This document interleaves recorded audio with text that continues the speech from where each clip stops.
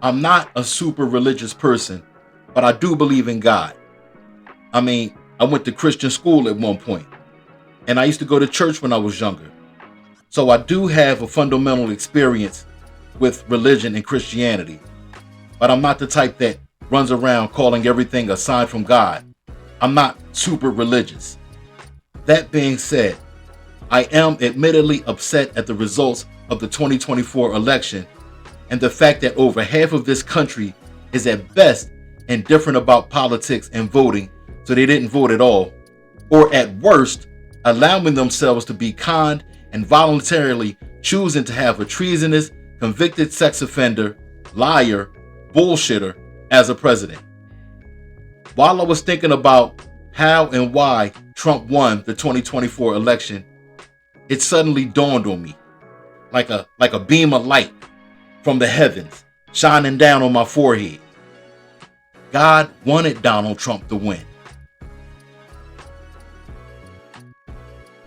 If you believe in serendipity and that all cults come to an end, like and subscribe. I believe God allowed Trump to win this election, but not for the reason the cult members in MAGA might think. I think God designed or planned for Trump to win because that was the only way to begin the process of shutting the MAGA cult down. See, the MAGA cult believes that all elections are rigged. All elections are rigged and they can't be trusted. Well, guess what? God said, okay, boom, your guy wins. The electoral and popular vote. So it can't be rigged, right? I mean, if the fix was in, then this would be the perfect time to do it. But it wasn't, which means that our election process is free and fair and not rigged. So that right there, that's one thing a Trump victory does to break the fever cult that's going on in this country.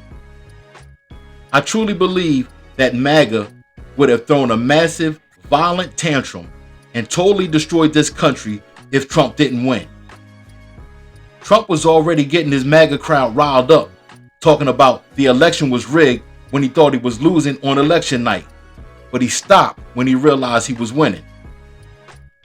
I think they would have engaged in all kinds of unprovoked attacks on Democratic politicians and citizens, blowing up shit all across the country, and all in the name of Trump and because he didn't get his way. So there's another thing a Trump victory does to break the MAGA cult fever and avoid violent outbursts around the country from the right. Another thing a Trump victory does is show Republicans and MAGA how to lose. Yo, did you see how the very next day after her election loss, Kamala Harris did the decent thing that losers do in democratic societies?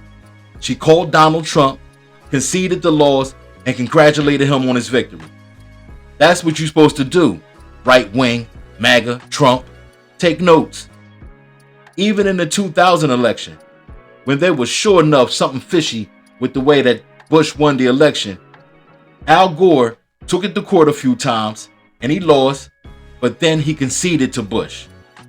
If you don't believe me, go back and watch the stories on it. I remember the time vividly. But that's what you're supposed to do. That's what real men do. They accept defeat gracefully and move on. A real man don't cry about it for literally 4 years and then use it as a campaign slogan. Yo, have you ever heard the saying that democracy is for losers? What that means is democracy is about people voting for one person over another and then the peaceful transfer of power when the other person loses. See, when people talk about democracy, they often focus on the voting part, but that's only half the story. The peaceful transfer of power is the other half of the story. See, without that, there is no democracy. See, without that, it'll be a power grab every 4 years with the loser claiming that the other side cheated every single time. So maybe once after they witness all this, it'll break the spell of the cult and they can finally see that Trump is a disaster. So God is like, yeah, just give them their way and they'll wait till Donald Trump fucks it all up and then they'll see the light. It's just too bad for the rest of us that we'll have to suffer during this process, but it is what it is. It won't fix everything overnight, and this country still will be divided by racism and subjected to white supremacy. But at least we won't have that galvanizing force, that unifier of grievance and anger and fear. That is, until the next demagogue comes along